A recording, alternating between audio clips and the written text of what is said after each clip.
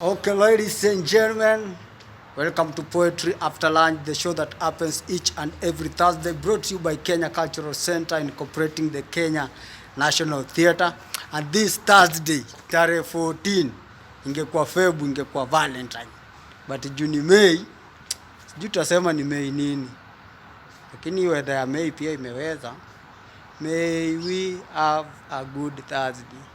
Tutakuwa na brother Samuel Muli ambao tutakuwa tunajadiliana mawili matatu kuhusiana tu na mambo na usanii, sanaa, nini na mambo na COVID-19 ambayo sasa ndio ime take over. So sicheze mbali, wacha tupatane hiyo masaa alafu tutajua ni aje. Naitwa MC Simiyu, but people like to call me 0700560904.